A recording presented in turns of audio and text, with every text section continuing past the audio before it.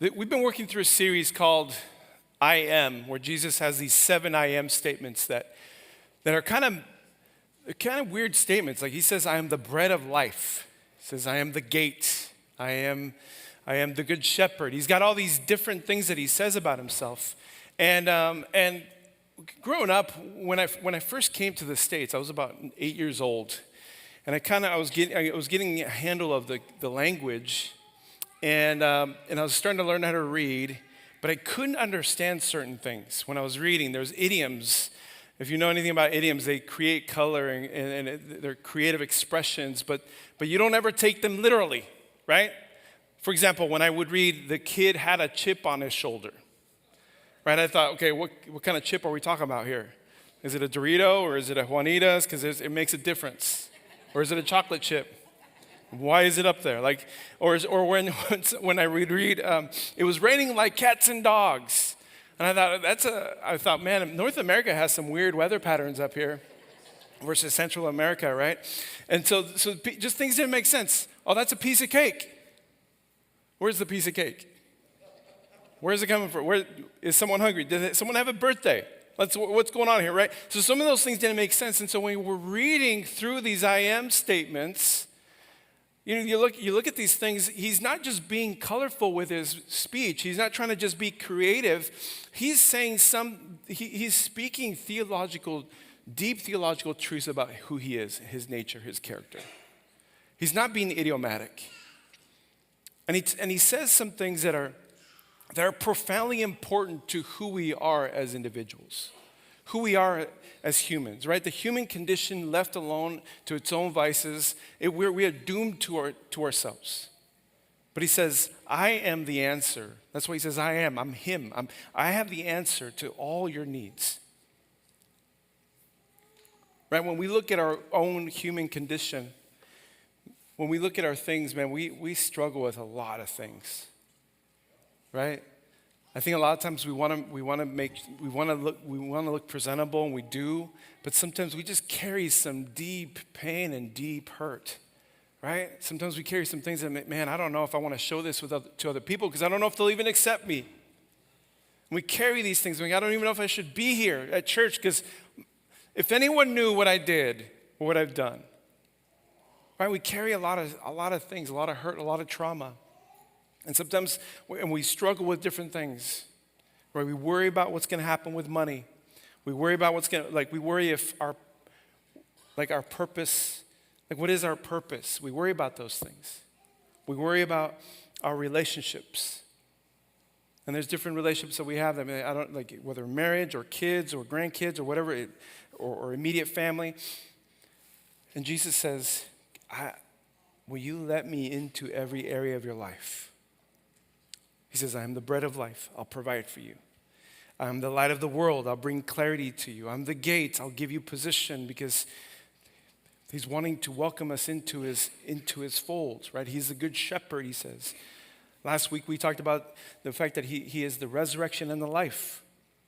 And today we're talking about when he says, I'm the way, the truth, and the life. Right? He says, all that you need is all that I am. That's what Jesus is saying. And a lot of times us, just as Christians, we think we can be satisfied with other things aside from him. And we go chasing other things. And Jesus says, don't be duped. Don't be deceived. Right? It says in the Bible that he comes as an angel of light. So there's going to be a lot of things that look good, but end up bringing death later on. A lot of times Christians, including myself, we say, man, I won't be deceived. I'm not that dumb. And I want to say it's not an IQ. It's not a matter of IQ. Right? Our enemy knows the chinks in our armor. He knows where we have issues. And he will capitalize on that and bring destruction on our life. I've seen the smartest people make the most foolish decisions. Right? So Jesus says, grab onto me. I am the way, the truth, and the life. No one can come to the Father except through me. And when Jesus says this, I'll just bring a little context, and then we'll read some more scripture. But when Jesus said this to his disciples, they were worried. They were worried. They were troubled. he was having his last meal with them. This is right before he's crucified. The night before he's crucified, he's having his last meal with his disciples, and they're having this conversation, and it gets really serious. And it gets to the point where Jesus calls Peter and says, hey man, you're going to deny me. You're going to deny me 3 times. You're going to deny me that you ever knew me. So these guys are worried. They're like, what is going on here? Up to this point, they do believe that he is the Messiah and that he's going to change things. But they think that he's going to overthrow those who oppress the Israelites. They think that he's going to overthrow the Roman authorities and that he's going to establish his ruling. They still believe this. But now he's saying he's going to be leaving, and he's going to prepare a place for them, and he's going to get some things ready, and then he's going to come back and get them. So they're confused. They're hurting. They might be a little bit mad. It just reminds me, when I was writing this, it just reminded me when I was starting to date Laura. She was in Australia, and I was living in Renton, and I got to know her. We started calling back and forth. You ever use a calling card? Right, you pay per minute, and I pay like for 360 minutes. I got it was $20. It was like a great deal. It was like $20 a week to call this girl that I liked and I was pursuing. And so we talked for months on the phone, and things were going really well. And I was thought, man, something's going on. And then one day she says to me, she goes, hey, Angel, there's this guy that keeps asking me out. What should I tell him? And I said, you tell him you have a boyfriend. You tell him you're taken. She's like, okay. And so then we became a thing. We became a thing. And so then we became a thing, and we were still talking on the phone, and we were establishing this relationship. She gets back from Australia, and I take her to a really fancy seafood restaurant. It was Skipper's. Just kidding. If you guys know what Skipper's is, if you don't know what Skipper's is, I did not take it there, just so you know. Skipper's, if you don't know what it is, it's like a seafood like a Taco Bell version of seafood restaurant, okay? But no, we went to some really nice restaurant in Seattle, and we were eating, and I bought her lobster. I went all out. I'm a poor college kid, and I went all out. I bring her lobster. It's delicious, and as we're talking, we're enjoying ourselves. But then something shifted in the conversation. And she starts, I get the sinking feeling that she's slowly taking me towards the friend zone in the middle of this dinner. I'm being friend zoned, and I'm like, what's happening here? And I got confused, and I was starting like, what's going on? And she's like eating her lobster. She's got like lobster butter on her face, and she's like, and I'm like, what's going on? And I'm confused. And she's slowly it's like a lion kills its prey, but it did it really slow, and it enjoyed the slow killing, right? It was kind of like that, just slowly ripping my heart out. And I'm trying to figure out, okay, why is she putting me in the friend zone? We were doing really well up until this point, and later on I find out that she's just afraid of commitment. I was her first boyfriend, and so she just got to this place where she was afraid, and so she's like, I'm going to put him in the friend zone now. Right? And I was devastated. Later on in the day, I was so confused, and I tried to play it off cool. And then she grabs my arm, and I'm like, wait, I thought she was like leaning in like this. She's like, As we're walking around, I'm like, okay, is this how you treat your friends? Like, this is weird. She later took it back, and everything was fine. But you ever feel confusion, and a little bit of anger, and you're like a little desperation? Like, this is what the disciples are going through, but in a big sense, like like their whole world is being flipped upside down. They thought, Jesus, we were going to do this with you. Now, why? What do you mean you're leaving? And there's this zone of pain. There's a zone of pain between our expectations and reality. Right? And we face this all the time. My marriage, I thought it was going to be this thing, but it turned out to be this thing. Our finances, I thought we were going to be here, but something happened, and now we're here. I had these friends, and I thought things were going to work out with our friends, and we were going to be tight, but man, something just it didn't happen. Right? We can go on and on. Right? Our health, I thought my health was going to be a certain way. For me, I thought I would have a six-pack by now. I've been working out for 25 years, once or twice a week, and I thought I would have a six-pack by now. It doesn't work that way, does it? The elections, we thought it was going to be a certain way. There's certain dissonance in our lives. There's disharmony in our lives. Right? We just had a bill just was passed the other day that says that at any moment, if you're a male of 18 to 26 years of age, you can be drafted if there's a war. Like that messes with us. And so there's this gap of pain and confusion between reality and expectations. And so Jesus says in verse 1 of chapter 14, he says, don't let your hearts be troubled. Trust in God and trust also in me. And he says to them, I'm going to be leaving. I know you don't like this. I'm going to be leaving in order for you to receive everything that I'm giving you, that I'm bringing to you. I'm the way, the truth, and life. And the only way that you can truly experience me being the way, the truth, and life is I have to leave. Right? And they didn't like that. They liked the security and the safety of Jesus physically being there. God a lot of times, he takes away the things we want so that we can have the ability to see the things that we need. And there's something incredible and beautiful on the other side of receiving that and trusting that. On the other side of obedience. On the other side of patience, on the other side of forgiveness and humility, on the other side of holiness and sobriety, on the other side of discipline. There's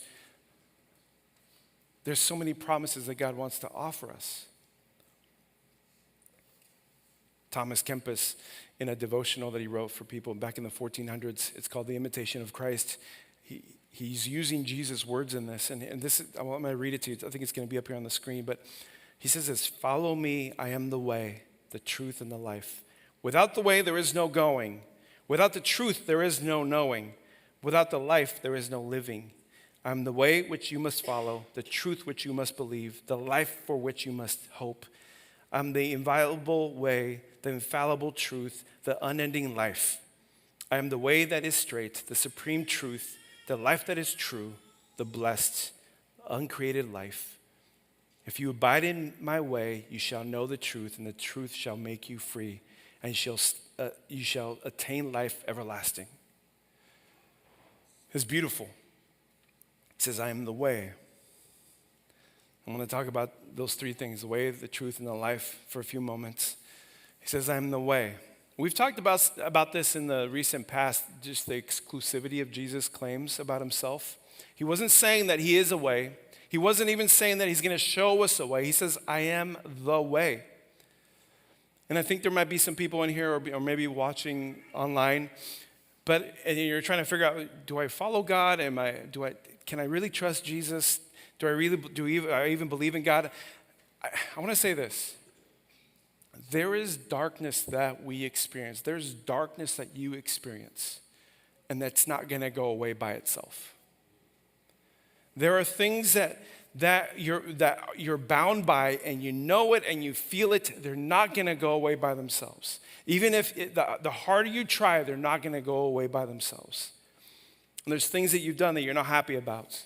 It's the shame and the guilt is not going to go away by itself. He said, Jesus is saying, I am the only way through this. What's cool is that in the hearts of every human, whether we believe in God or not, he's placed a longing for us to be reconciled back to the Father. Whether we can articulate that or not, that's not the point. There's something in the heart that says, I need to be close to the Father.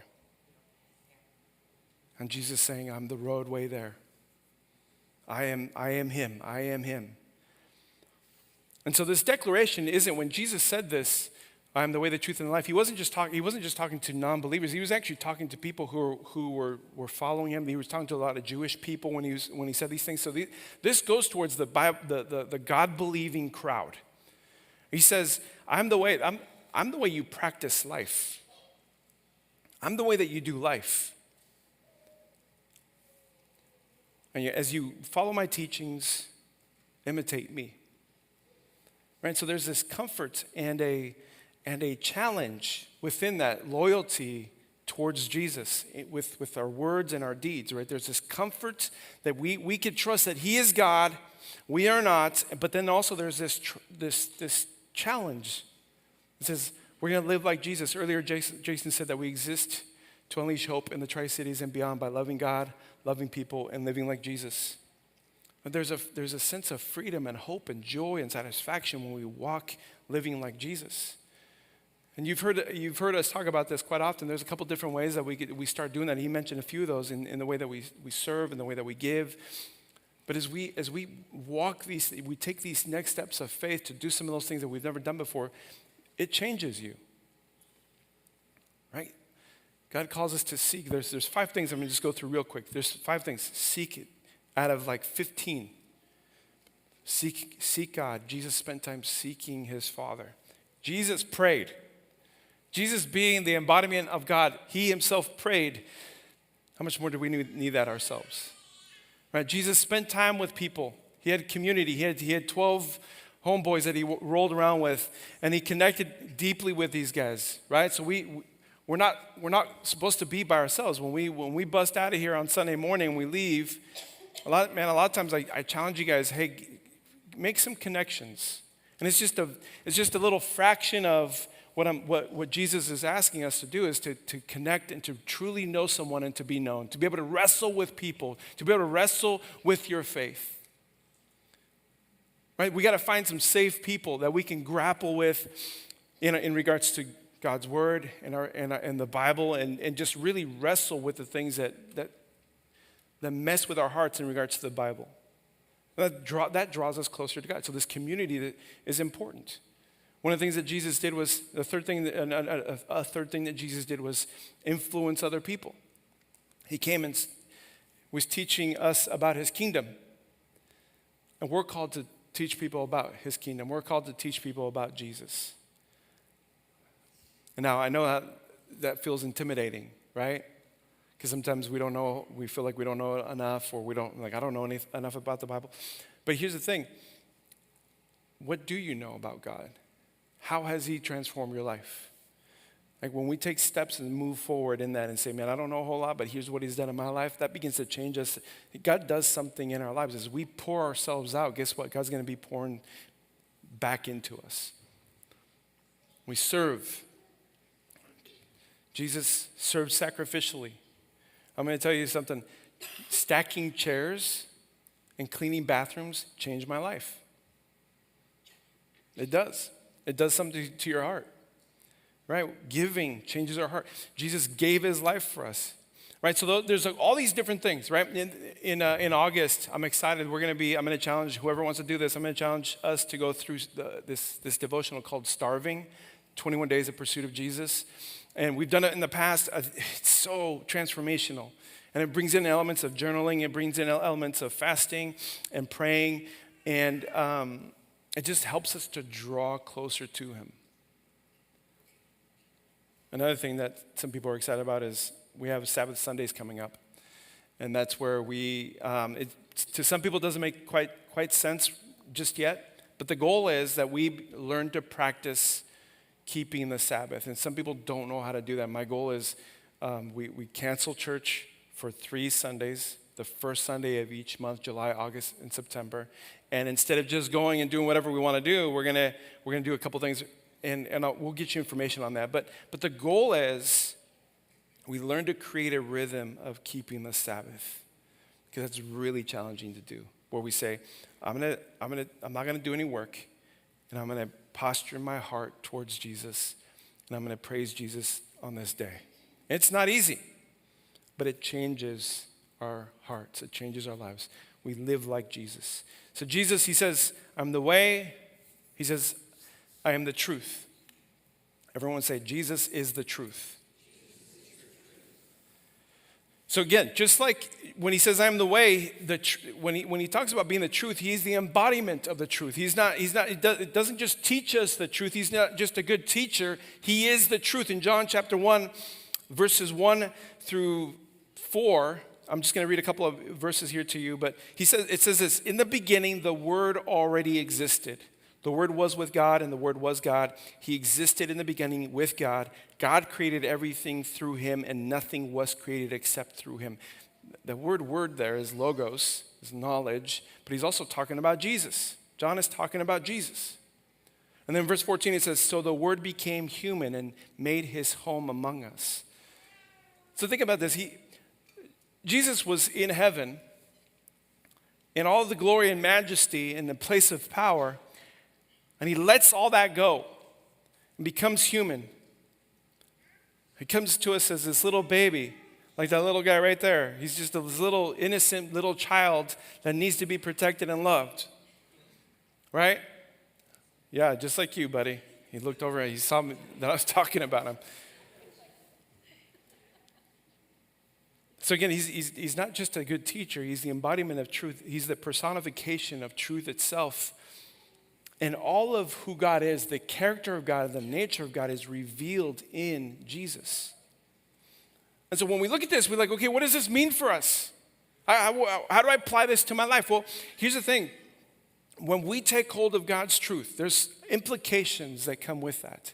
There are promises that God gives us when we say, okay, I'm going to trust you. I'm not just going to believe that you exist. I'm going to believe everything that you say. There are implications that come at us. There's freedoms, right? In John chapter 8, verse 31 and 32, Jesus said to the people who believed in him, not just believe that he was real or whatever. They trusted his words. He says, you are truly my disciples if you remain faithful to my teachings, and you will know the truth, and the truth will set you free. Now, a lot of us, we walk around as Christians, as followers of Jesus, sometimes we don't experience freedom. We walk around, we're bound, a lot of times we're bound by guilt and shame, we're bound by addiction, we're bound by so many different things. Sometimes we're bound because we want to be in control. We're afraid of letting go of control, and that's because it's difficult. Something I've said before, and I heard it a long time ago, is we can have peace or we can have control, but we can't have both. Proverbs 3:5-6, trust in the Lord with all of your heart, not just part of it, all of your heart. Do not depend on your own understanding. Seek his will in all you do, and he will show you which path to take. That's releasing control. A lot of times we want position or we want power, or we want certain things. In Matthew chapter 23, it says, but those who exalt themselves will be humbled, and those who humble themselves will be exalted. Right? Sometimes we're bound by this desire to be independent from God. We're like, no, I got this. I got this. I don't need God. I don't need a crutch. And even as Christians, we're like, man, I don't want to bother God with that. Like, I'm going to try to handle this thing all by myself. Right? I do that so often as a pastor.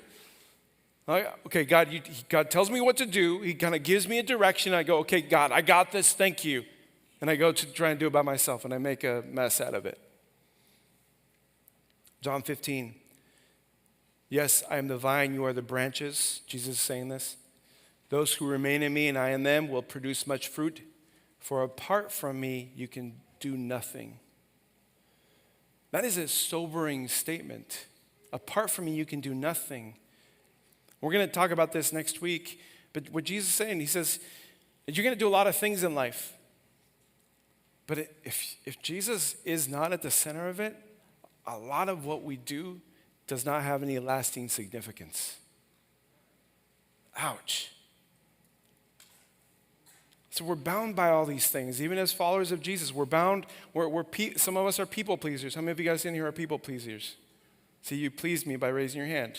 You just showed me. Galatians chapter 1, Paul says, obviously I'm not trying to win the approval of people, but of God. If pleasing people were my goal, I would not be Christ's servant. And the reality is, I think a lot of us, whether we like to admit it, we kind of fall in that. We've fallen somewhere in this. Maybe all of it, maybe some of it. I know I do. And when we look at the world around us, when we look at the things that are happening all around us, man, it should not be a surprise to see where the state of things are just in our society. We've abdicated our responsibility as followers of Jesus, and we said, no, someone else will handle those issues that are going culturally and in society. That's not my problem. the moral and spiritual decline is someone else's problem. It's not my problem. Or we think, well, Jesus is going to come back and he's going to rapture us and we're going to be taken away. I don't even know. It's not certain that that's how things are going to happen. That's a theory. Jesus says he's coming back to make all things new. That means he's going to restore what's on earth. He's going to make all things new on earth. It's not just that we're going to be some floating spirit up in the sky somewhere. I think he's calling us to bring restoration to this place around us.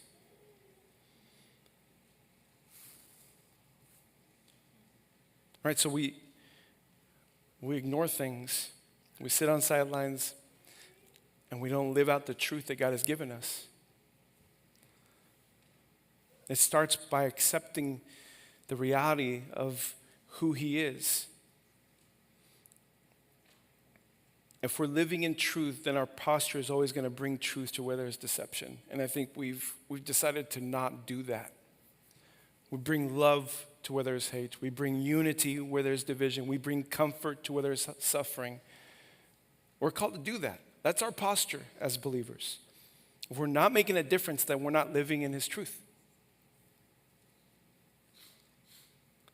And I know what I just said is heavy, and you guys are looking at me like, oh, Angel, like this is Father's Day. Can I just please have some bacon or something? I know it's heavy.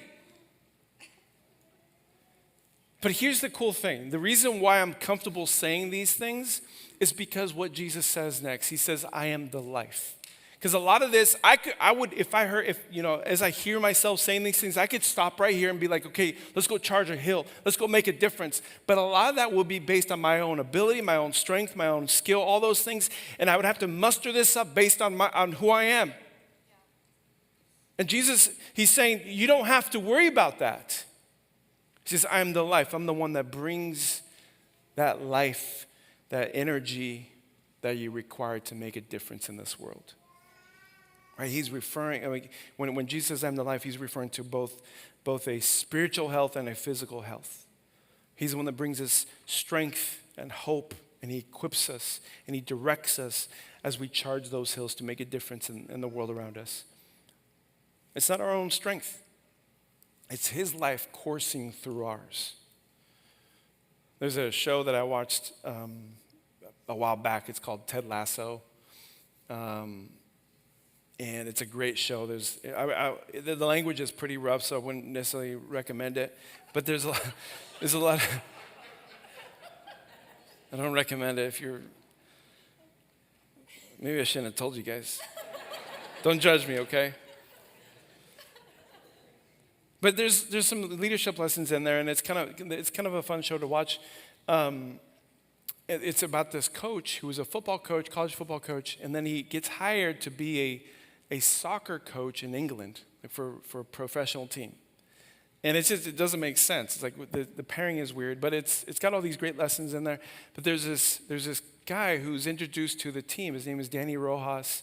And he's super excited to be on the team. He's full of joy, and he comes on the team, and everybody's kind of checking him out. And he kicks a goal, and he's excited, and he goes, football is life, soccer is life, right? He goes, football is life, and I thought, and I looked at that. It's like there's a lot of times when we're on the top of our game, we think this is life, this is the way it's supposed to be. But what happens, Danny, when you get hurt? What happens when your body starts to decline? What happens when we're not making any money? What happens when job changes or the market crashes? What happens? What happens when relationships don't go the way that they're supposed to go? When we center ourselves, we put our hope and our trust in those things, guess what happens, man? It's the carpet gets pulled from underneath us, and we are confused, disoriented. It sounds like I'm being pessimistic and nihilistic. I'm not saying don't go and make money. I'm not saying don't get close to people. I'm not saying don't try and get that six-pack. I'm not saying any of those things. What I'm saying is Jesus has to be the center of what we do.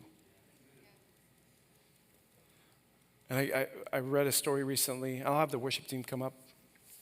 I read a story recently about this guy named Eric Liddell. Back in the 1920s, there he is. There's a picture of him. He ran in the 1924 Olympics in Paris. And he was supposed to run the 100 and 200 meters. But he was faced with a moral dilemma when he found out that the 100 and 200 were going to be run on a Sunday. And he says, based on my convictions, I can't run on Sunday. I got to keep the Sabbath. And he says, I can't do this. So he started to train for the 400. And which is, if you know anything, it's a one full lap around. And so he started training for that. He ends up running the 400, and he ends up getting a world record that stood for about 12 years. And it was just a cool story. If you ever saw the movie Chariots of Fire, and it's an old movie, and yeah, I don't know. As he's running real, it's like dun dun dun dun dun dun. Can we play that? Do you know how to play it? Oh, darn it. I thought you were going to do that. I was going to start reenact it. I was excited for that. But he wins this gold medal, and then later he's interviewed, and they said, what do you run? And he says, I believe God made me for a purpose, but he also made me fast. And when I run, I feel his pleasure. Think about that. When I do the thing that God created me to do, I feel his pleasure. Because guess what? He is beaming with joy to see his child do the thing that he's created to do.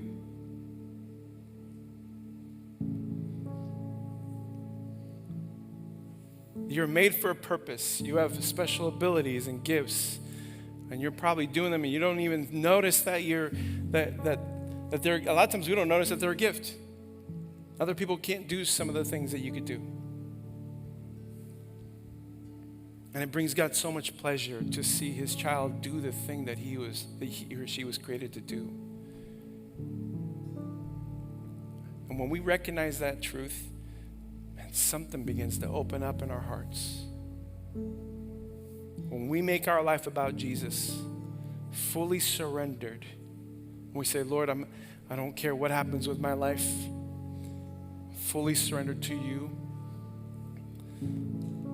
I'm open to wherever you want to take me. A lot of times we think he's going to take everything that we love away. In reality, he gives us the desire of our hearts.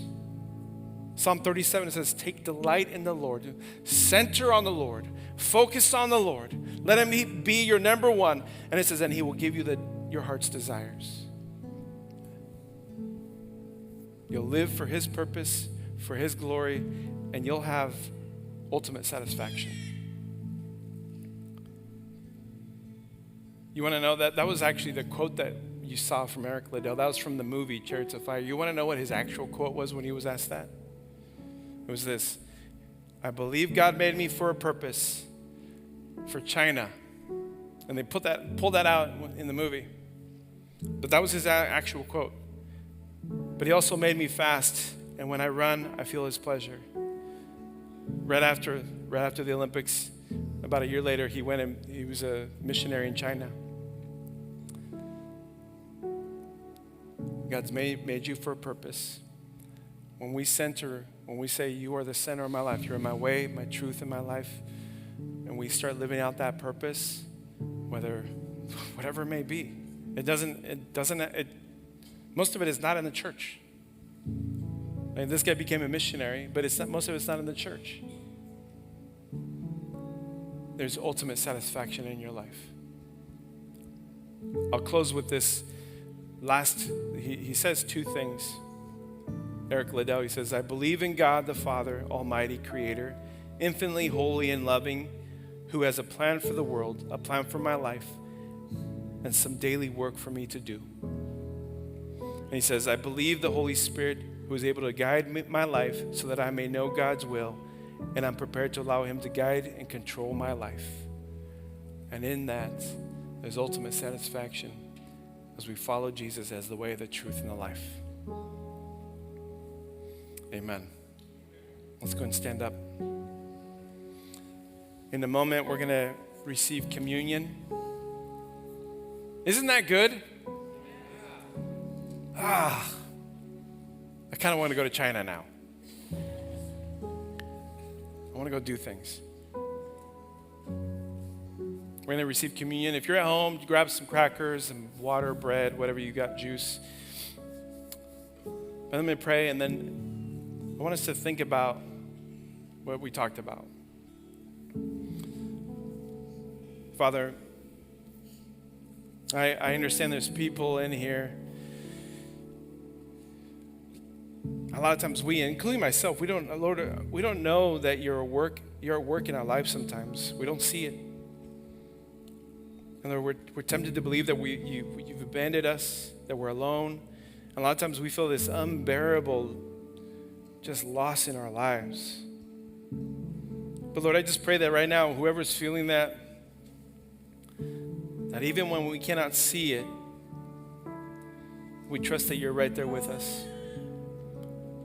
We begin to see and understand different aspects of who you are, God, through our pain and through our difficulty. And we continue to hold on. Because on the other side of that, trusting that you are the way, the truth, and the life, on the other side of that, there's hope and joy and purpose. There's life. There's satisfaction. And we trust that, Jesus. Help us to trust that. Help us to cling to that, Lord. We pray this in your name. Amen.